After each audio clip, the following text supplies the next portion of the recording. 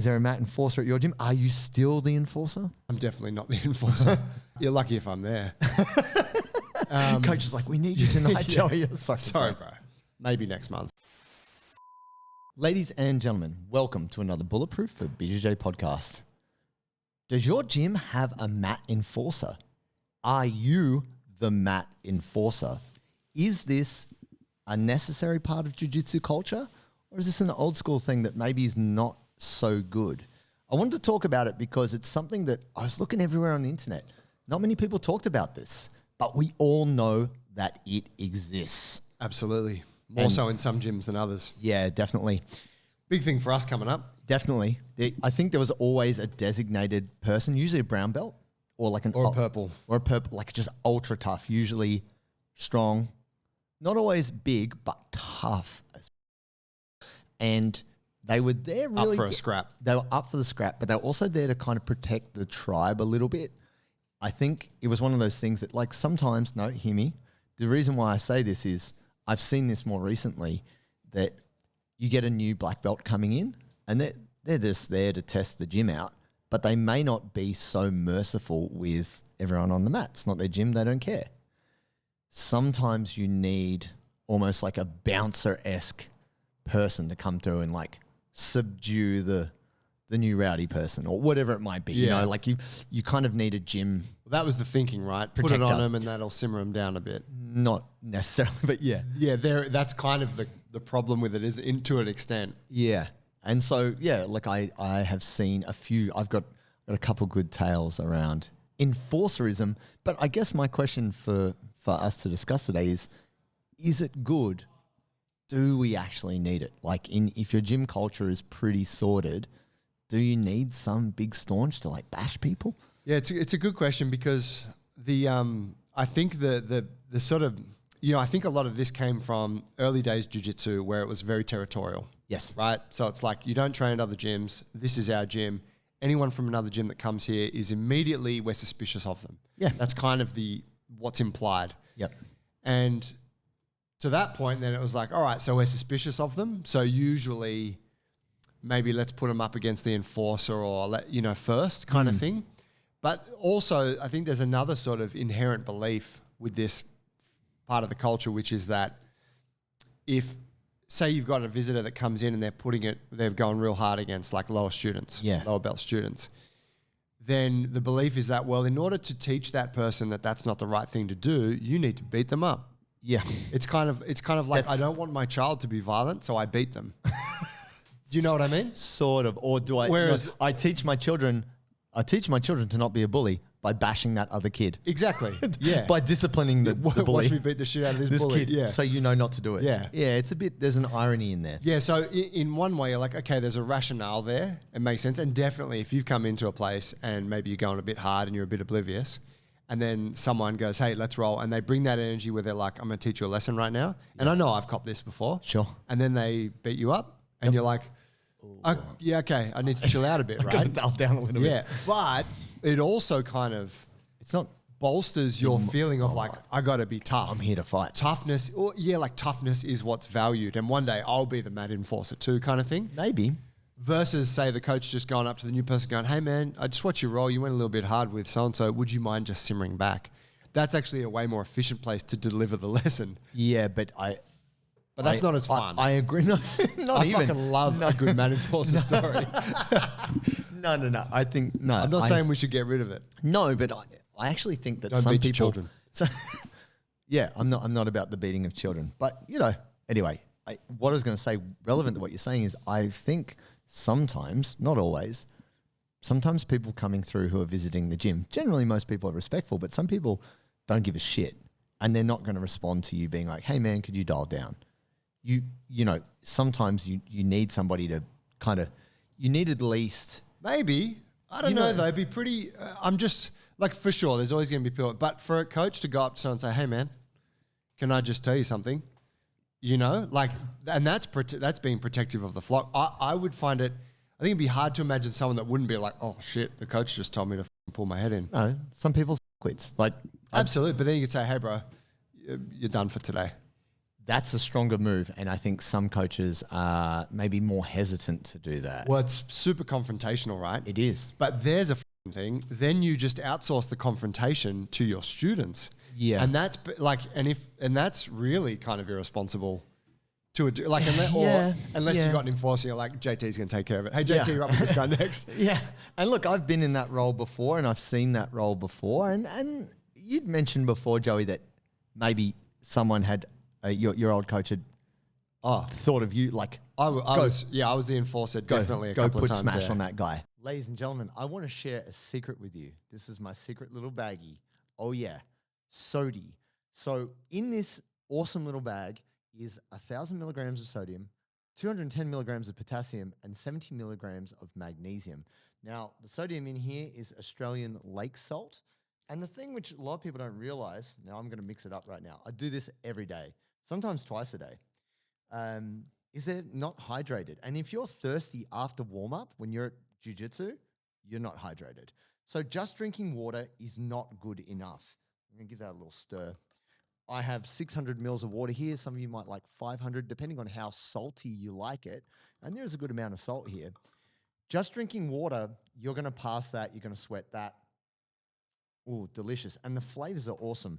I really like this one. So for me, when I'm having this, 600 mils is the right amount. I really like it. It's not too strong, but I know that it's making a difference in me keeping the water where it needs to be, which is in my muscles, in my bloodstream. And if you want to roll better, staying hydrated is absolutely key. If you go to sodi.com.au, sodi.com.au, that's SODII, and use the code Bulletproof15, you can get 15% off your order with Sodi. Stay hydrated, friends.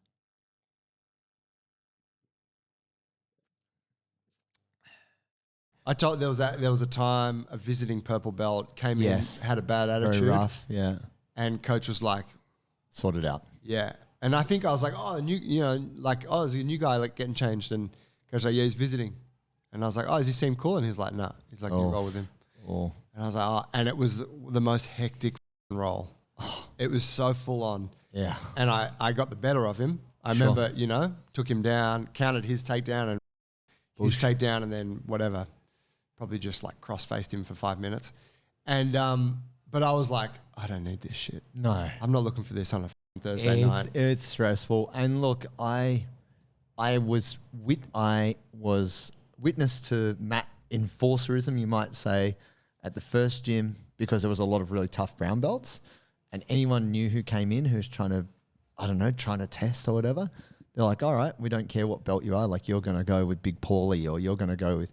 And the funny thing was, actually, the Big Mick, when I was at Peter DeBean, he was like untouchable because of how big and how strong he was. But he was actually very gentle. He would I remember seeing Big Mick and from the previous episode, Shah Khan at competitions and looking at these two specimens and being like, is this what it's like at black belt? At heavyweight? Like, these guys are just... Colossal. Like 6.5 foot and like jacked, like chiseled out of marble. And you're like, oh my God, like, I can't wait to be a black belt. Shit. I was like, I never want to be a black belt. But the thing about Mick was he was actually like, you couldn't spaz on him. He was just so slow, and he would just smush you very slowly. Like, no one could really flex on Mick. There wasn't too many people who had that size or skill set. But the thing about Mick was he wasn't the mat enforcer. It was the mean ass. It was Wardy. Shout out Wardy. It was Paulie, that like these kind of more middle heavyweight, like medium heavy guys who were just mean as brown belts. And oh yeah, you want to test, bro? All right. And they just had every mean trick to like just bend you inside out, And they were actually quite proud of being like, yeah, coach, send this guy our way. We'll rinse this guy, But I have actually a famous untold story. Like, when I say the most famous story you never heard of, two very famous people going at it, which you haven't heard of. So, the last time I was at Alliance back in 2014, Carvalho, what's his name? Verdum came and trained jiu-jitsu at Alliance Sao Paulo, and he's a troll. He was just making fun of dudes. he was just, because he's so big, he's an ADCC champion, right? He's actually very flexible for a big guy. He'd put you in rubber guard, crank your shoulder, but he was like making fun of high-level black belts in rolls. And his brother or his Like dominating them? his cousin, and he's like, how should I submit this guy? Like very disrespectful. And like, it's a respectful place. You can have hard rolls, but you're not talking during a roll. Yeah. But because he had a degree of celebrity and people were like, and he's a huge unit. He's a huge unit. People were like a little bit like, how do we deal with him? Because he's eccentric. A lot of people don't like him because he is weird. He would just start laughing. No one said anything. He would just start laughing like someone told a joke. And he was mocking one of the top level heavyweight black belts there and got the better of the roll of this guy and hurt this guy's shoulder. And he's like, so my boy Tarsus Humphreys came through. Yeah, man. Now, what a lot of people don't know about Tarsus Humphreys, he went from white belt to black belt under Fabio Gurgel. He's the only dude out of that big circuit of people. Marcelo came, I think, at purple. Cobrinha came at brown. Like, none of them are Alliance OGs. Right. Except for Tarsus. And Tarsus is about our size, but 105 kilos, jacked and ferocious. Like, one of the most ferocious competitors I've ever met. He decided, nah, f you, Verdum. I'm coming for you, man. And he came like world championship level, like slap hands, no niceties, like bah, bah, judo, bah, bah, bah. And Verdum's like, you're a rude, what are you doing to me? And I was watching this like, oh. And like they were to the side, right? So it was like groups of 4. And so like it was the heavyweight. So it was like, Leo, Lau, he beat Buchecha back in the day, Tarsus, and I can't remember what other heavyweight going with Verdum. And it was war. And Tarsus was visually angered. You could see and Verdum's like, kind of like trying to play it off like, oh, you need to settle down, you know who I am. And Tarsus is like, nah, bro, this is my bat. Boom, boom. Took him down, like big takedown. And Verdum's like, oh, I'll play some guard. And Tarsus jumped on a knee bar. Now, Tarsus is actually quite famous for wrecking people's knees with like a side knee bar. He doesn't sit evenly to the kneecap. He sits on the side and he cranks. And he just like, it was like a flying armbar, but on the knee. And just cranked the like Chiratola and bend your knee inside out. But it was like, ah! And everyone was like, oh, what went down? And then Tarsus just jumped up like gi open, big man chest. And Verdum's like, yeah, I'll regard it there. Like, and Verdum's like, f you. And his like cousin or brother, whoever he's training, came over like, how dare you try and hurt the champ? Because I think at this time he was UFC champion or was previously just UFC heavyweight champion. And there was almost a fight. And Tarsus was like, well, f you. Like, come on then. Like, let's like, wow. And everyone was like, oh no. Ooh. But everybody on the floor was like, that's what you get, man. You want to come in here and flex on us, bro? Like, we got some fearless dudes in here and you need to respect what's going on in here. Like, it was powerful, man. And I just was like, Tarsus Humphreys, my guy. Like, everybody felt that because I think everyone felt like they had to cower to the celebrity of Fabricio Verdum. Yeah.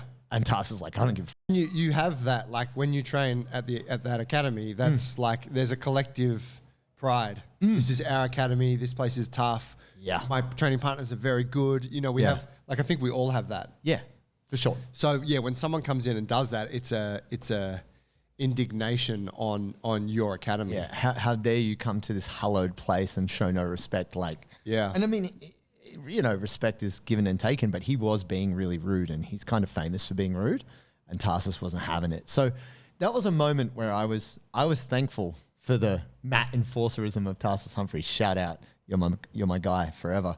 That's why I got a tattoo of you on my butt. He doesn't know that.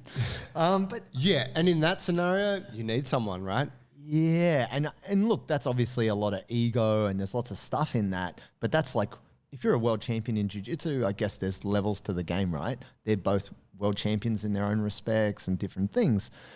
But I believe that, ideally you would have a culture in a gym where if someone is going too hard, you can be like, bro, please respect that these people are not on your level and therefore don't be mean. Like, roll them to their level. Yeah. And if someone's on your level, match and mirror, that's fine. Yeah. I'm excited. Why's that? We have an apparel sponsor, Parry Athletic. Such good gear, and it's incredible. I've been enjoying it. Bro, George came through, messaged us on the Instagram, said he's been following our program for ages. He's getting stronger and more mobile. And he's got this cool gear company called Parry, and he wants to send us some stuff. And he told me that his mission was to create the best pair of training shorts ever. Yeah, he wanted something that he could lift and roll in, and that could accommodate thick, muscular thighs and hips. And that suits us. Speaks to us. Also, what I like is I love the colorful design. It actually looks really cool. I am the most colorful dude on the mats these days, hands down. Yeah, you get that kind of expression feel. A lot of other jiu-jitsu gear is kind of a bit boring. Yeah, it's all like comparison. grays and blacks and shit. This stuff is the color and the vibrancy. It makes you stand out. And I think the thing that I've loved about it is just it feels good. It feels good. It looks good. And you, ladies and gentlemen, can get a discount when you go to checkout. If you go to parryathletics.com, when you go to checkout, put in the code Bulletproof20 and you get 20% off. Oh, yeah. I would think I'm trying to think of times when you've rolled with, say, world-class people, you think about, say, when Levi Jones-Lee turns up at the gym or something. But It's nice. He absolutely Levi is. kicks your ass, But he's it's also nice about it. received differently these days, where it's it's not just who's that person on the mats. Oh, it turns out that guy's in the UFC. It's now that it's more established and we know people. It's oh, Levi's coming in tonight, and so it's oh, what can we learn from them? Yeah. It's a different context versus person shows up and I'm going in because this is a battleground. Right. So no, it's a training room. Yeah. And you can share some if you're really good. Yeah. You don't even need to flex it. Yeah. Come and teach some shit. Yeah. You know? Man, last time I rolled Levi was no-gi at Adams. See who he's fighting? Yeah, Jonatas Gracie. Yeah. Bro. That's a great match. Huge no-gi match. Great match. Jonatas is a mother. But I haven't seen.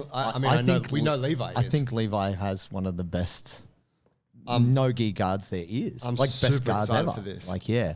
But I was going to say last time I rolled with Levi, I just was chilling. I'm not chilling, but I was trying not to go crazy. And then he was just okay, well, I'll just gradually take your back. And then he got my back.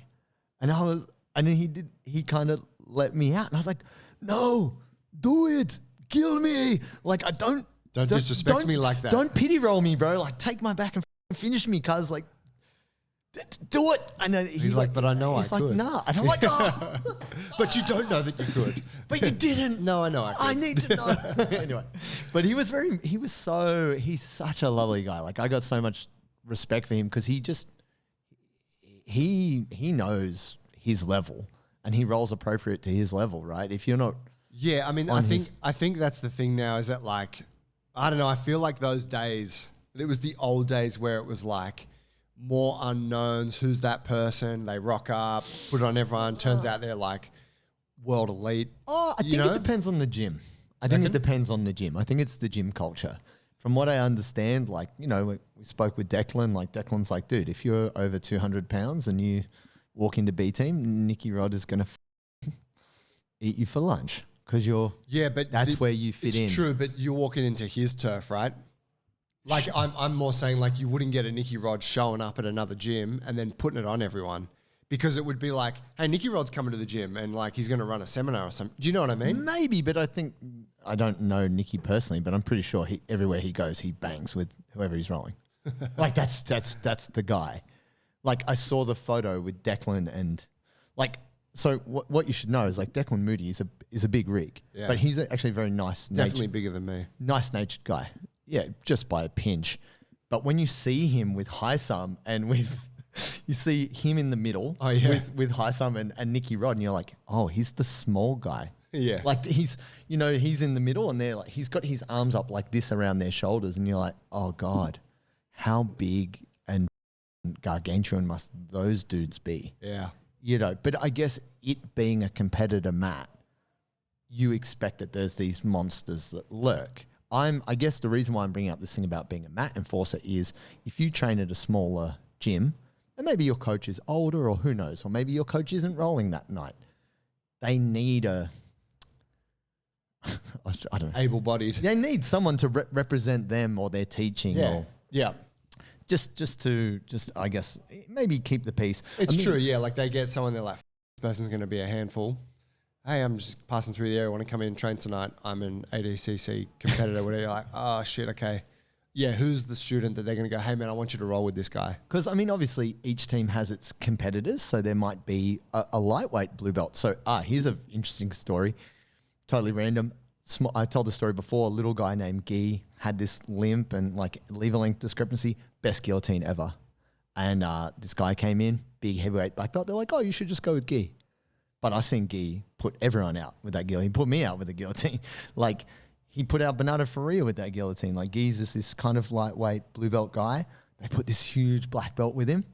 And this guy just shot in and he just went, see ya, and put him unconscious. But that was like a psychological thing. Like, oh, you went with that lightweight blue belt.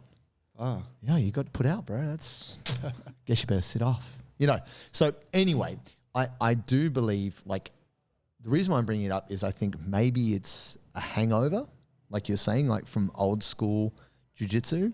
But perhaps if you run a smaller gym and you don't have as many higher belts, you almost need that shepherd to defend the flock if that's not you as the instructor. Yeah. Does that make sense? Yeah, absolutely. And maybe if it's not even, I'm thinking like, it's not even necessarily a protection thing, but it's like, I want to make sure that everyone gets a good roll. Sure. And so we got someone who's really good coming in. I got to make sure that they get a hard round. Yeah. You know, or at least, you know, so who's it going to give it to them? Yeah. Yeah, I see your point. I think it's I guess to that end it's necessary, right? Like you kind of want to have that person.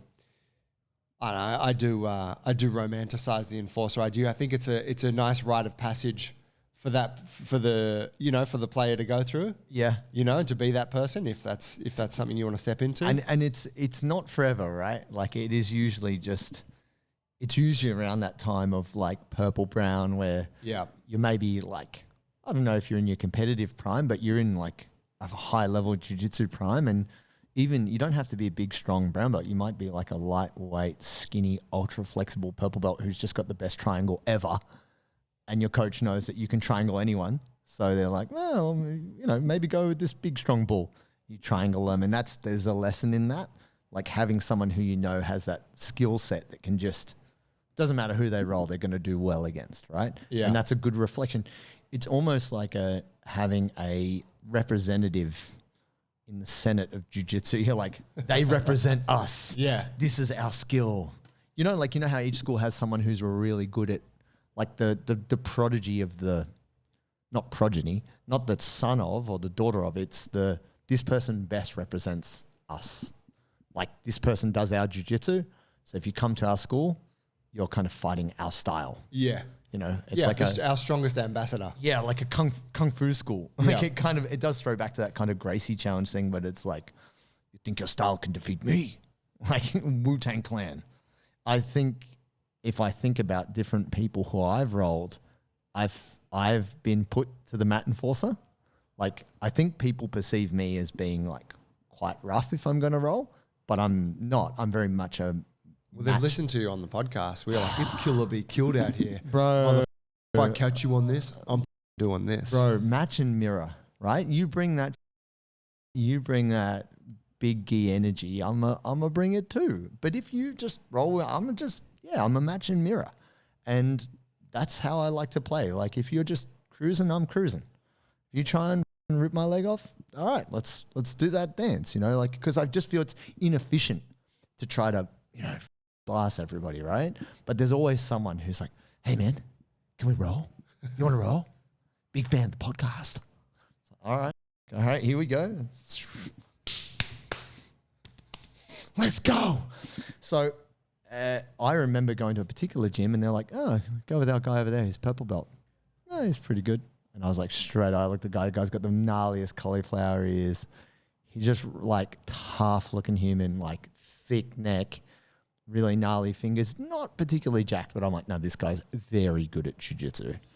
And I was like, okay, like I think if you're somebody who is not aware that you're the threat, if you're like, man, they always put me with these tough guy. Like, you're being funneled to the mat enforcer to kind of gauge you and also check you, right?